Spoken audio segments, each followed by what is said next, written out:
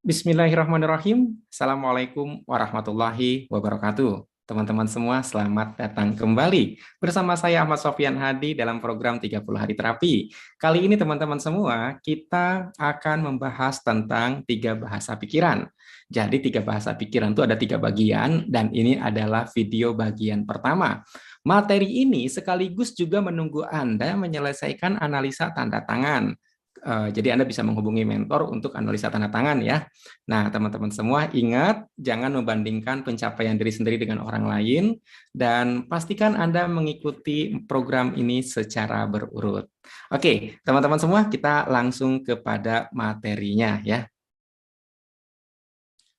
Baik, 3 bahasa pikiran. Oke, jadi ini adalah rahasia mewujudkan keinginan. Wah, luar biasa nih ya. Bahkan kenapa saya tidak menyebut impian? Karena bahkan impian keinginan-keinginan kecil bisa diwujudkan dengan cara ini, teman-teman semua. Anda besok pengen makan apa? Anda besok pengen pergi kemana? Atau Anda pengen mendapatkan apa? Itu bisa diwujudkan dengan ini. Seringkali kalau asosiasi impian itu sesuatu yang sangat besar ya. Nah, ini saya bilang hal-hal kecil sekalipun itu bisa pakai metode ini, teknik ini, yaitu Anda mesti memahami 3 bahasa pikiran. Jadi ini benar-benar sebuah rahasia untuk mewujudkan keinginan. Sekali lagi, pastikan Anda menyimak dengan baik. Teman-teman semua, sebelum saya memulai, saya ingin simulasi dulu dengan Anda. Sekali lagi simulasi dulu, karena 3 bahasa pikiran bagian pertama ini ucapan, bagaimana kita mengetahui efektivitas sebuah ucapan. Nah, teman-teman, Anda lihat tangan ya, posisikan tangannya seperti ini, jadi menyiku, lalu oleh Anda tuh diukur dari mulai, nah posisi sudutnya itu mesti sama nih. Kalau memang awalnya seperti ini, Anda mesti seperti ini juga, menyiku seperti ini, Anda hitung sampai ke tengah-tengah. Nah, segini ya, kayak gitu ya. Kemudian dengan posisi yang sama lagi dihitung lagi, benar nggak? Oke, masih sama. Lalu dihitung lagi, masih sama. Nah, sekarang teman-teman semua, kita akan menggunakan sebuah simulasi. Anggaplah Anda memegang tongkat ajaibnya siapa ya? Harry Potter.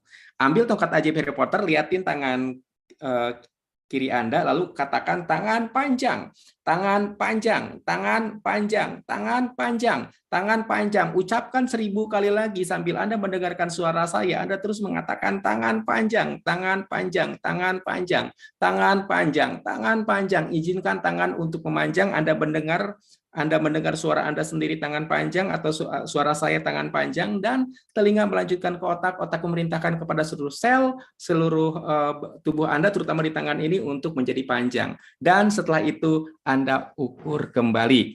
Bila sampai di titik itu, Anda berhenti nonton video ini, silakan Anda pastikan untuk untuk mengukurnya kembali. Nah, teman-teman semua, bila kemudian Anda mengalami panjang beberapa saat gitu ya, Anda katakan lagi tangan kembali ke semula, tangan kembali ke semula, tangan kembali ke semula. Lalu Anda ukur lagi, kayak gitu ya. Itu adalah simulasinya untuk membuka wawasan Anda tentang kekuatan ucapan. Nah, teman-teman semua, jadi 3 bahasa pikiran itu adalah satu pemahaman kita, yaitu bagaimana Allah sesuai prasangka hambanya. Pertanyaannya adalah kenapa saya memprasangkakan sesuatu tapi nggak jadi-jadi gitu loh. Nah, di sini saya memberikan satu rumus bahwa ternyata yang dimaksud prasangka adalah keselarasan antara ucapan, imajinasi, dan perasaan. Saya menggunakan kata imajinasi daripada pikiran untuk membuat penekanan bahwa ini adalah gambar-gambar pikiran, yaitu imajinasi, kayak gitu ya. Jadi teman-teman semua, bahwa betul Allah sesuai prasangka hambanya, tetapi prasangka itu sendiri adalah keselarasan antara ucapan, imajinasi kita, dan perasaan. Nah, tadi Anda sudah mempraktekkan tentang ucapan. Apakah Anda merasa bahwa tangan Anda bertambah panjang? Dan ketika tangan Anda sudah bertambah panjang, apakah Anda merasa juga ketika dikatakan tangan Anda kembali ke semula, dia kembali ke semula? Seperti itu ya. Itu adalah bahasa pikiran yang pertama, yaitu ucapan. Bahwa Allah sesuai prasangka hambanya. Sekarang kita akan bedah tentang ucapan dulu, teman-teman semua ya. Jadi makna ucapan itu ada dua. Pertama, teman-teman semua, ucapan adalah sebagai respon atau tanggapan terhadap kondisi luar. Oke, itu makna menurut saya ya. Yang kedua, ucapan adalah pernyataan terhadap kondisi diri sendiri. Jadi Anda menyatakan pernyataan-pernyataan lewat ucapan untuk menggambarkan kondisi luar atau untuk menanggapi kondisi di luar diri Anda, atau juga untuk respon terhadap apapun yang Anda terima dari luar atau yang Anda lihat, yang Anda rasakan dari luar.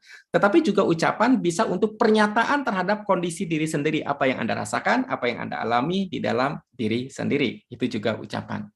Nah, teman-teman semua, saya mau tanya kepada Anda, ketika Anda melihat situasi ini dari luar sana, oke, Anda boleh tulis nanti, sekali lagi Anda tulis di kertas apa yang pertama kali Anda ucapkan ketika melihat situasi seperti ini. Oke, sekali lagi teman-teman semua, ini tugas untuk Anda.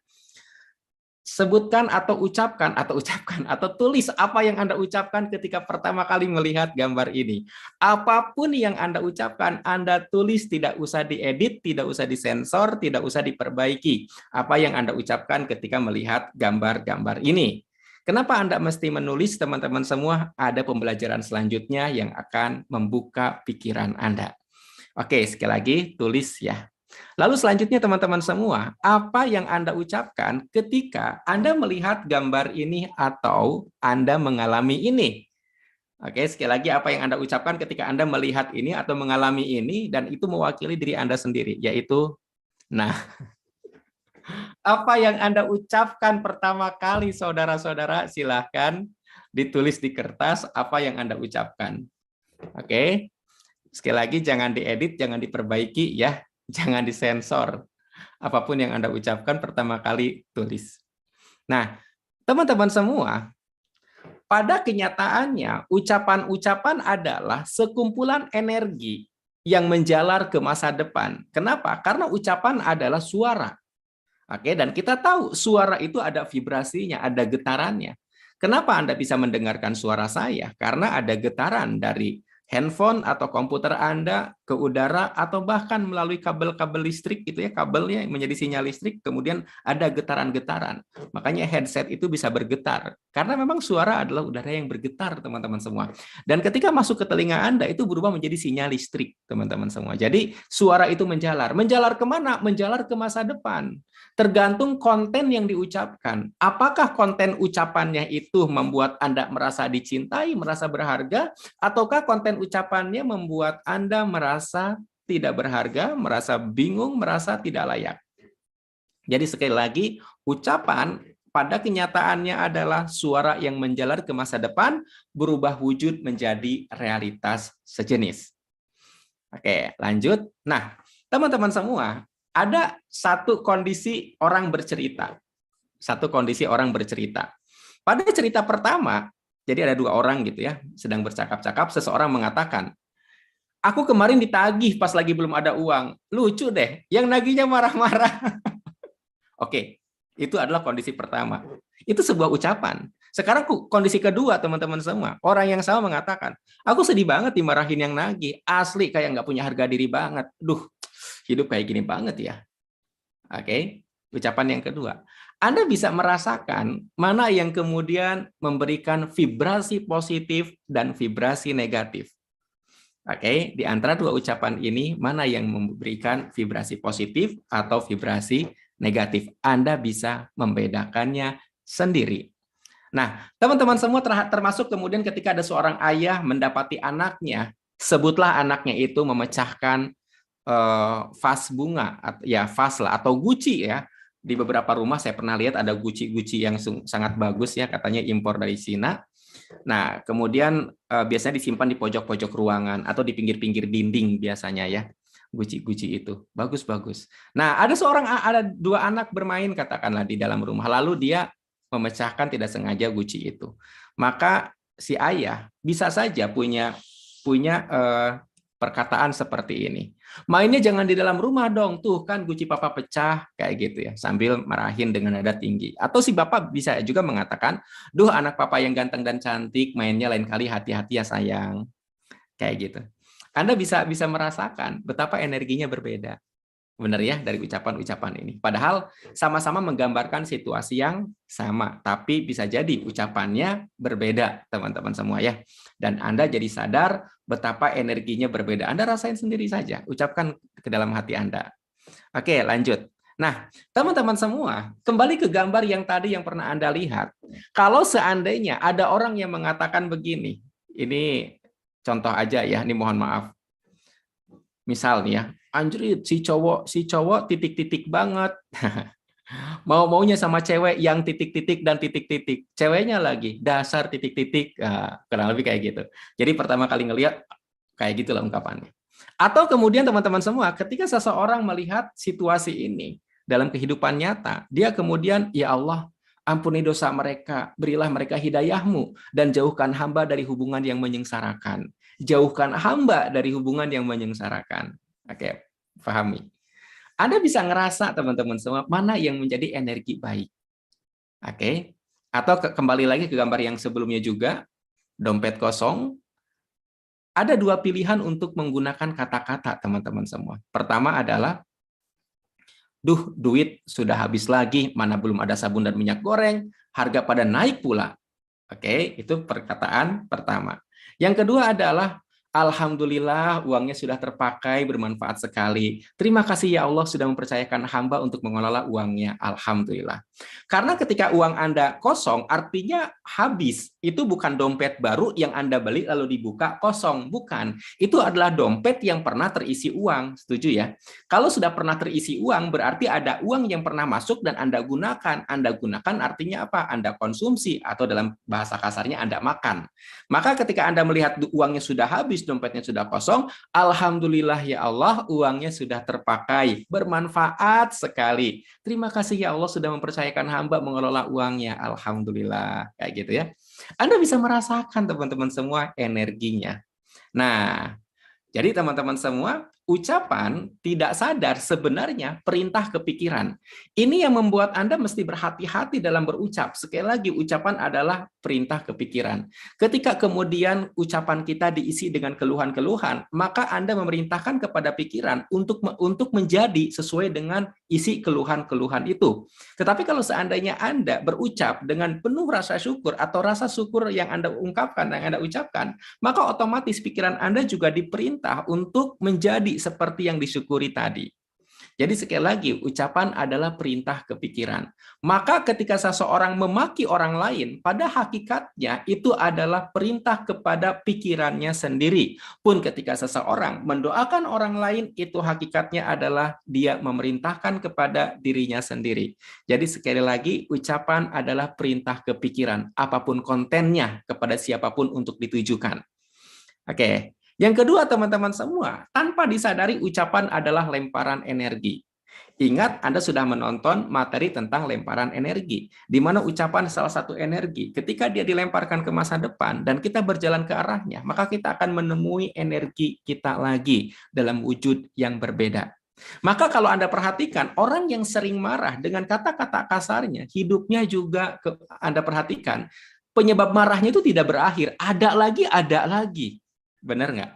Dan orang yang sering sedih, lalu mengungkapkan kata-kata kesedihannya, keluhan-keluhannya, maka penyebab kesedihan itu tidak pernah berakhir. Benar nggak? Anda boleh cek. Tapi ketika seseorang bersyukur, dikit-dikit ngomong, ih lucu ya, ih senengnya, gitu loh. Dan dia selalu menemukan hal itu lagi dan lagi. Oke, jadi sekali lagi hati-hati dengan ucapan teman-teman semua, karena dia adalah lemparan energi. Nah, teman-teman semua, berikut ini adalah tips berucap positif. Oke, yang pertama teman-teman, ucapkan apa yang ingin dialami, bukan mempertegas pengalaman buruk di masa lalu. Kalau seandainya seseorang punya sakit mah, dia bukan mengatakan, duh aku ini sakit mah, atau duh ini aku tuh lagi bokek nih, atau nih gue lagi banyak utang cuy, aduh nih pusing nih. Bukan itu, tapi apa yang ingin dialami di masa depan. Misal, ya Allah, saya senang sekali kalau sakit ini jadi sembuh. Ya Allah, saya senang sekali kalau penyakit mah ini kau angkat. Itu kan yang ingin Anda alami. Alhamdulillah ya Allah, saya sangat bahagia menerima uang setiap hari dalam jumlah yang terus bertambah secara terus-menerus. Misal, Jadi Anda fokus kepada apa yang ingin dialami, teman-teman semuanya. Yang kedua, pilihlah untuk memaafkan diri sendiri, untuk menerima diri apa adanya, dan mencintai sepenuh hati. Terutama ini ketika Anda mendapatkan semacam sikap-sikap yang dianggap negatif dari orang lain, atau Anda mendapatkan hal-hal yang tidak menyenangkan dari orang lain.